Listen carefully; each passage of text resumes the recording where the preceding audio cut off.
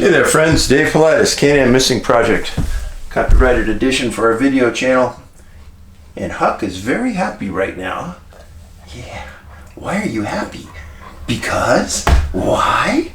Because we just came back from, it's a very rare treat, very rare that she gets some ice cream, but she was such a good girl today. We got some ice cream, didn't we? Yeah, we got some ice cream. And oh boy, does she love ice cream. Yeah, what's your favorite? Vanilla, huh? Yeah, oh yeah, yeah. She's a good girl. And she's the executive producer of the show, so she kind of gets what she wants. And she can be a, huh? Yeah? Yeah? Yeah, she's a good girl, huh? Oh, you're a good girl. Yes, sir.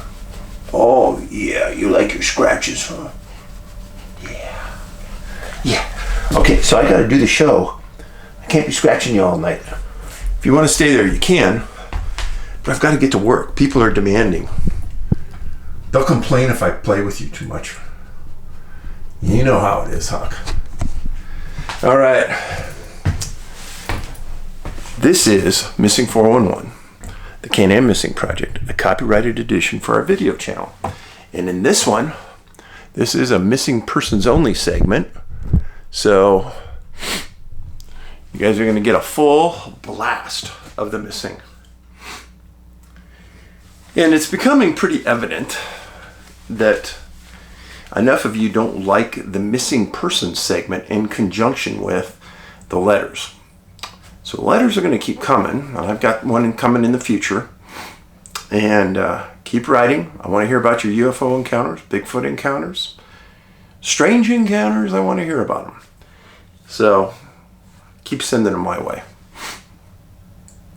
If you're a hunter and you've had something unusual, or just an outdoorsman or a hiker, had something strange happen in the outdoors, I want to hear them. Write to me at CanAm, like Canadian American Missing, at yahoo.com. I do want to hear them. This world is a lot stranger than you and I think we understand. It's very, very odd. Now, today, in our local Whitefish, Columbia Falls newspaper, there was an interesting article. And I'm going to read it to you. It was about search and rescue.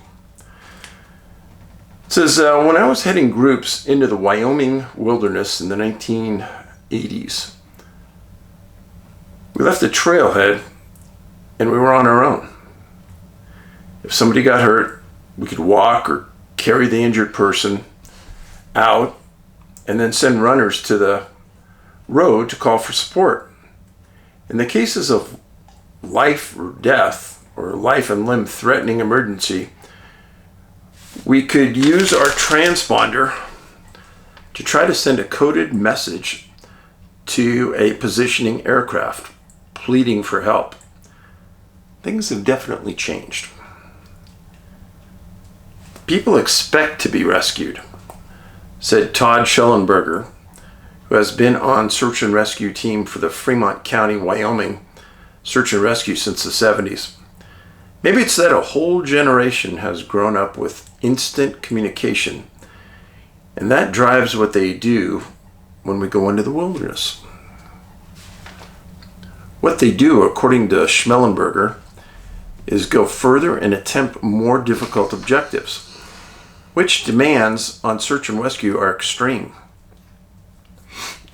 The United States has a patchwork of search and rescue organizations charged with responding. Excuse me. That was Huck. Charged with responding to backcountry emergencies. Who comes to you depends on where you are and what land you happen to be on. Most have volunteer teams that report to a local law enforcement officer, although some, like national parks, Yosemite, Grand Tetons, have paid crews on call. In the 1900s, the Mountaineers, the Seattle-based climbing group, came up with a detailed list called the 10 Essentials to help people prepare for outdoor emergencies. The checklist, because of its ubiquitous nature, has been known by many people over the years. So in addition to the standard stuff that people always hear about, in addition to practical things like water, food, map, layers of clothing, and the essentials, it now includes cell phones, personal locating devices, GPS, and communications is critical. Carol Visu, who's been with the Teton County, Wyoming Search and Rescue for 23 years, says that many people choose climbing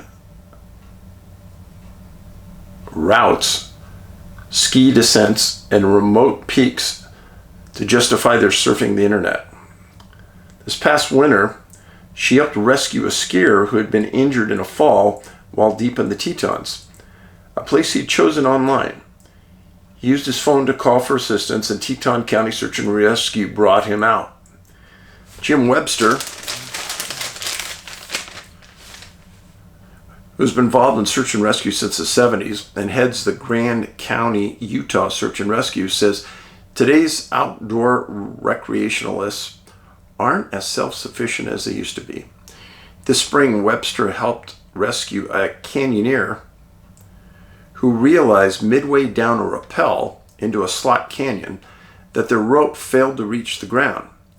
She hung suspended in the air until rescuers were able to find her and bring her back out of the canyon.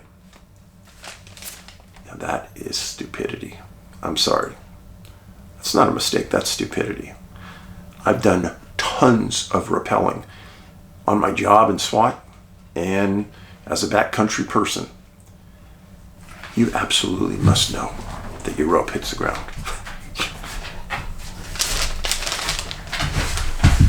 Another spring rescue involved a solo boater who decided he wanted to descend a fast-moving flooded river. He couldn't or wouldn't go further. Webster said he called for help and a rescue boat went to his aid. Both of those calls had happy endings. Both Webster's team had experienced the opposite, including recovering the body of a base jumper last fall. Webster says his team of 30 to 35 responds to ground calls 120 times per year, an average of 2 a week. Most teams often get 2 or 3 calls in a single day. Most teams are made up of volunteers, though in the case of Grand County, volunteers get paid when they're on call. Many have to take time off work to respond. This past winter in Wyoming, she says she was called out every day for a week, usually just when she was getting off of her job as a Jackson County mountain resort guide. She entrenched her 8-hour day into 12-hour days. It's unbelievable that volunteer search and rescue systems is feeling the strain. Last October, Chris Boyer, an executive director for the National Search and Rescue Association, told TBS that the system is broken. What's the solution? In Colorado, you can buy an inexpensive search and rescue card that reimburses the county for the cost of your rescue. Or what about diverting some tax revenue to equip and pay teams? Good points. But we don't even have enough money to pay for fire teams in most states for forest fires. That's why they're getting so out of hand. Now, I truly don't understand why a closed group like the National Park Service doesn't have a designated search and rescue alpha team to respond once somebody is confirmed missing. They should have that ability to get on a helicopter and fly anywhere in the U.S. Boom. And that team is filled with experienced people that know search and rescue parameters and how to respond. The issue in national parks, national forests, if you're in an area and you get a commander of a search that's never done one before, you will suffer the consequences of their mistakes. And most of these people have such big egos, they're unwilling to ask other people for advice because they look at that as a weakness. So do I believe that the Park Service should have an emergency response team for search and rescue? Absolutely.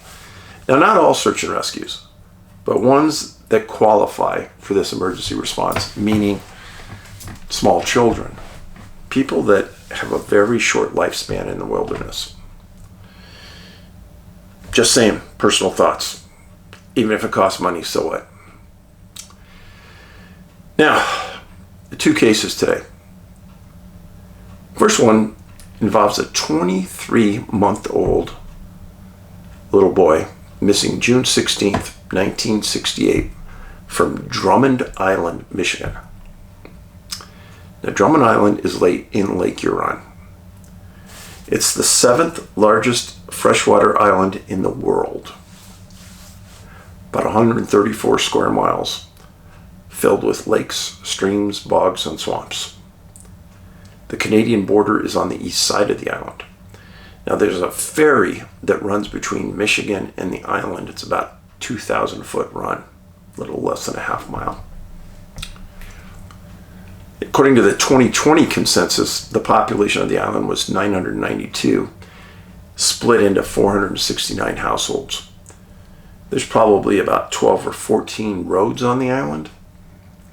It's in Chippewa County, Michigan. Now, on June 9th, 1968, Mrs. Gibbons, Martin's mother, her father died on the island. So she took Martin and responded to the island for the funeral. And Martin, and her husband lived in Detroit.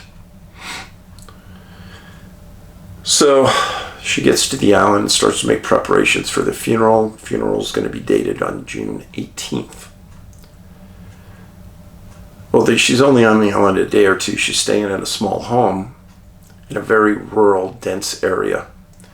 And on the 16th of June, 1968, when Martin's outside, he disappears. And she believed that he wandered into the wilderness. That's what the initial thought was. Well, she immediately calls state police, and they have a chapter, a very small one, on the island. That officer responds, searches with her, but she's pretty much incapacitated because she's 9 months pregnant. He understands the seriousness of it, and he calls for assistance. Well, that was on the 16th of June, okay? 2 days later was Mrs. Gibbons' dad's funeral. Shh, Huck, people don't like these interruptions. You gotta be a lady. You don't bark orders. Just ask me and I'll do it. She looks at me like, are you crazy? So, hey, shh. I'm going to send you to your room.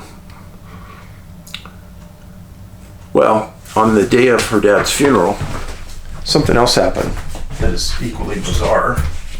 Okay, you go take care of mommy.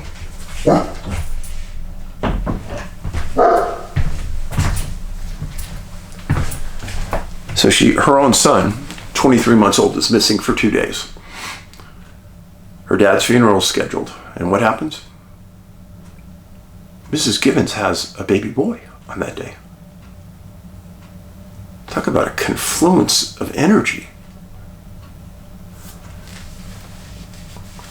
She gave birth to a baby boy. The next day, the father of Martin Gibbons responds to the island when he heard about his son being missing. Well, the day before the funeral, on June 17th, hundreds of people from Michigan mainland responded by ferry to the call for assistance about a missing boy, Martin. On the 18th, hundreds, up to 400 people were searching while Mrs. Gibbons was having the baby. June 19th. Michigan police pulled out all the stops. They had 7 of their best police dogs respond to the island. And they were supervised by the chief of the search dogs for the state of Michigan, who went there. A huge undertaking to get everything there. And then they had a multitude of police officers from throughout the state also sent to the island to interview everybody on the island, because they were getting into the 3rd day of searching and they weren't finding anything. And they were starting to think maybe Martin was abducted. But what the search was showing was nothing. Sergeant William France was interviewed on the 19th, just a few days into the search. He said there's no indication of foul play or abduction. Another call went out by the Michigan State Police, and they asked for 50 airmen from Kinchlow Airfield to respond, which they did.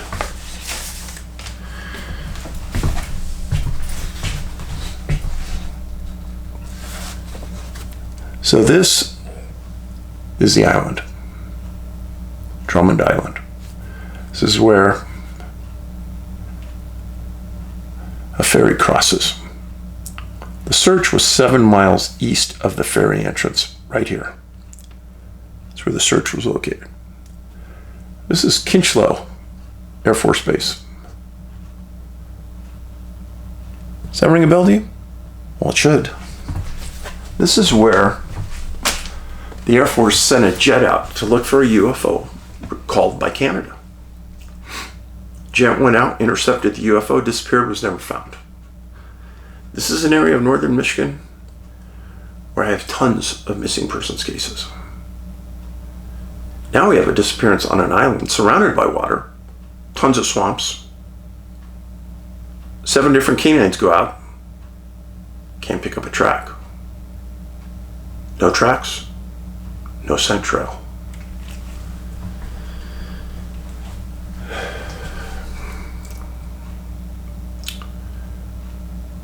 So Kinchlow sends 50 airmen.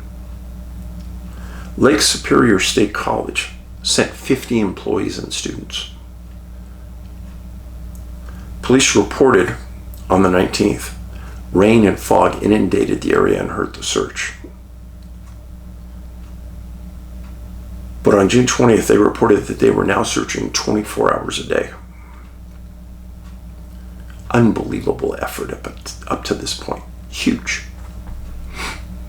June 21st. State police cannot believe they haven't found this boy.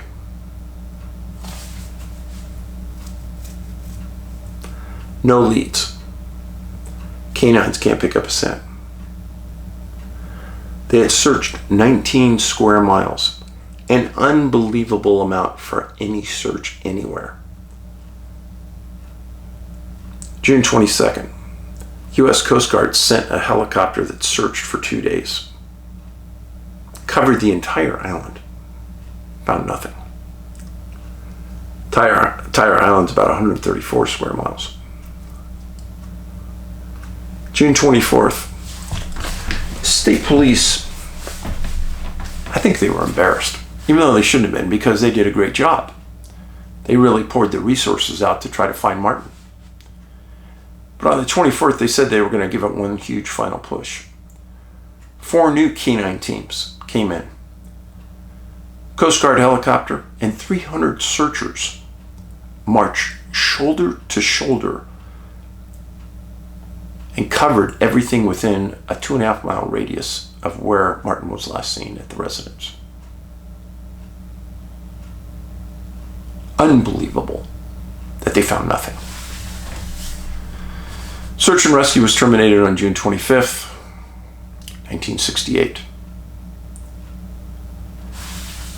Searchers And the state police sergeant in charge of the search reported that they found very old scat in the search zone and no recent bear tracks, no recent predator tracks, no wolf tracks. Unusual, because this island is supposedly known for wolves and bears at the time. None in that area? Very odd. They also stated that there was no evidence of animal predation at all. They stated that they interviewed everybody on that island and nobody was a suspect. Everyone could account for their time. So they have weather. They have rain and fog that encumbers the search. No tracks. No scent trail. Water everywhere. They're on an island. Swamps, bogs, creeks, lakes, everywhere. He's never found. They also said that there was no evidence that he got to any point near water. Essentially, the state police acknowledged that all of the things that they would normally suspect in happening to a young 23-month-old didn't happen on this event.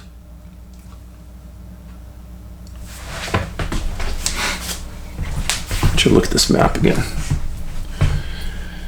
So this right here over on this side is Canada. This side is the US. The Canadian border just stretches right over the eastern side of Drummond Island. All of this, upper Michigan Peninsula, all of this, tons of missing people going all the way to the west. Up here is where the UFO went over Lake Superior. Air Force fighter took off, chased it. Radar shows them converging.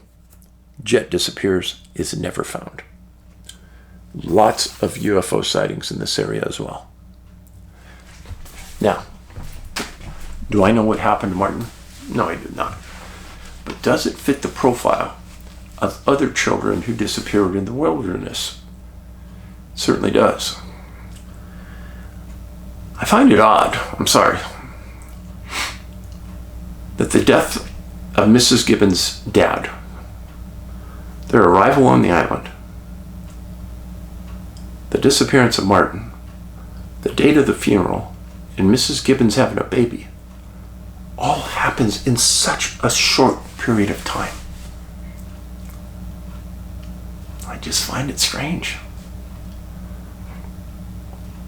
I'm not looking for those kind of things. They just hit me right out in the norm. I can't ignore it. He was never found, by the way. Martin Gibbons was never found. Next case. I'm going to tell you about this because it's almost as though there was some type of divine intervention here. It involves a young girl, 5 years old, named Hannah Klamecki. She went missing June 13, 2007 in Kankakee River in Momence, Illinois. I know you're all going to send in notes to me. Dave, no, this is how you say it. Dave, this is how you say it. Whatever. Whatever. But as I was remembering this, Hannah disappeared with her grandfather. And it made me think that some of the best moments in our lives, at least for me, happened when I was with my grandparents. I can think of fishing with my grandfather. I can think of all the time I spent with my grandmother doing fun things. And then I think about Hannah's moment, and I'm going to explain it to you. So Hannah and her grandfather were really tight. June 13th, 2007. Hannah left home in Illinois with her grandfather, a man named David Klamecki, 62 years old. Now David lived on and loved the river. He in fact retired early in life just to be able to live on the river with his wife And in fact, he loved the river so much, he'd be on it and do things that other boaters would never do. He'd clear things off the river that were dangerous and move logs off and be like the maintenance man of the river. And his son said, my dad lived for that river. Very few people could say that. Well, on June 13th, late in the afternoon, after spending the day on the river on the boat with David and Hannah together, they were the only ones on the boat, he pulled his boat over at a place called Whirlpool Beach, about 3/4 of a mile west of the state border. So, this is the river. This is the Illinois border with Indiana.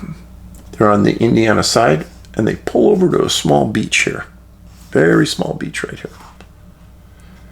This is Woodland, Illinois right here if you get here. Lake Village, Indiana. So, you got it, right?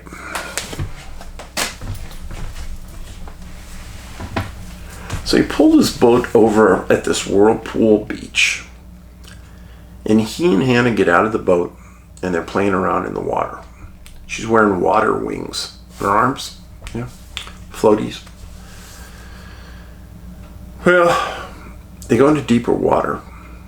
And David's in the deeper water, Hannah's in the shallower water.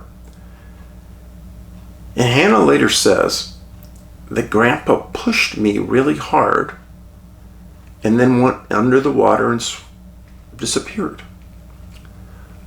And as she was pushed towards the bank, she hit some branches and grabbed them and pulled herself by the branches into shore.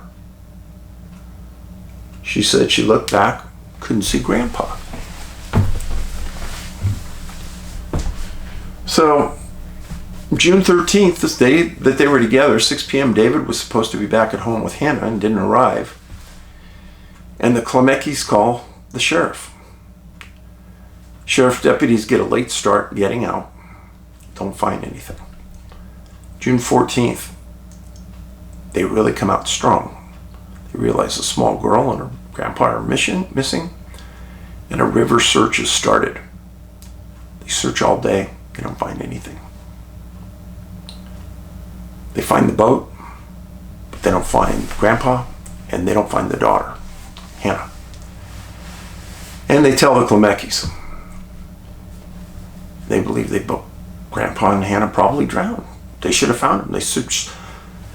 This beach that they were on was an island in the river, a big island. And the deputies went through it and searched it. And couldn't get to all of it the first day, but said that they didn't see any tracks leaving the area. They didn't see anything unusual. But they were going to go back again on the 15th. They tell the parents. They're devastated. They're devastated, as anybody would be. June 15th. With the assumption that Hannah had drowned, the sheriff's office is at 3/4 of a mile downstream from where the boat was found by the deputies and where they think everybody drowned. And they're on this island and they find David's body in the shallows. They recover the body, put it in a body bag, and they're putting it on their boat. And as they're facing their boat, the body is in the bag in the boat. They hear something come up behind them. They turn around, and it's Hannah Klamecki, naked.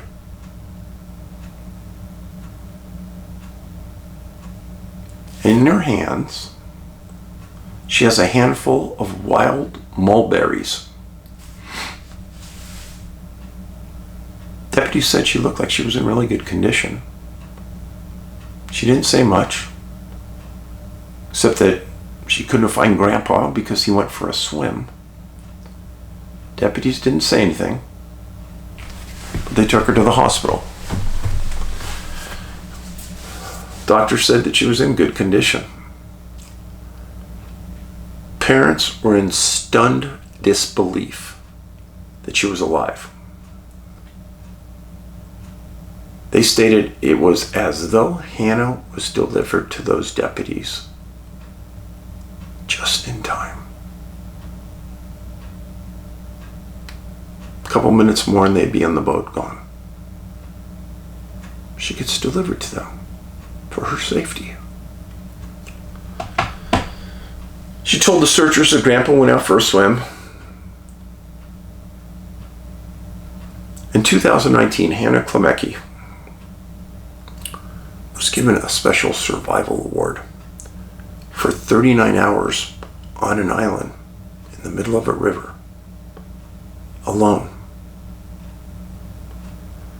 She stated that it was terrifying. She thought that there were animals on the island. She thought she heard them.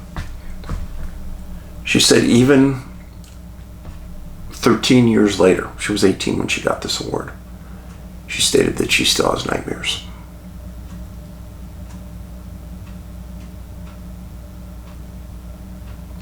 Now, her parents and even the searchers said it was though Hannah was delivered to us. Well, her father had prayed non-stop since he missed his daughter. And he was a pastor.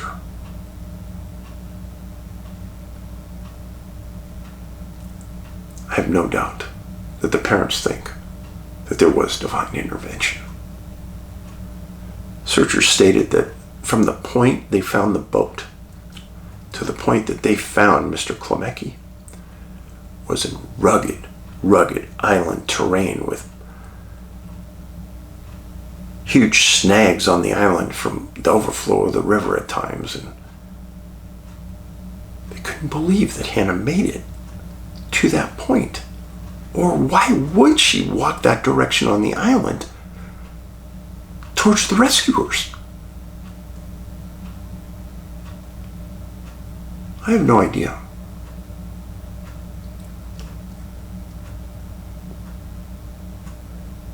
I know many of you don't believe in the power of prayer.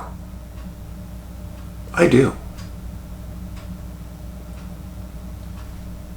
Many of you say, well, I don't believe in God. Holy Spirit. A guiding light. An all-powerful being. You need to believe that somebody's listening.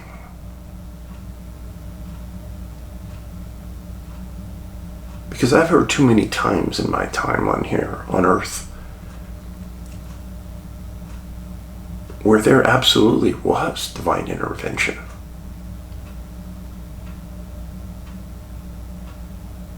It definitely was not Hannah's time to die. They never did say what Mr. Klamecki died of. With the rumor at the time was it was a heart attack. But you know, he saved that little girl's life.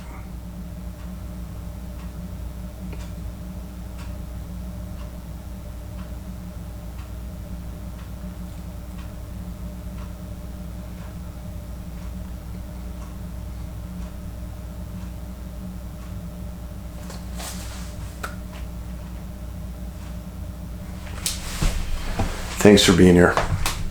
Paulides out.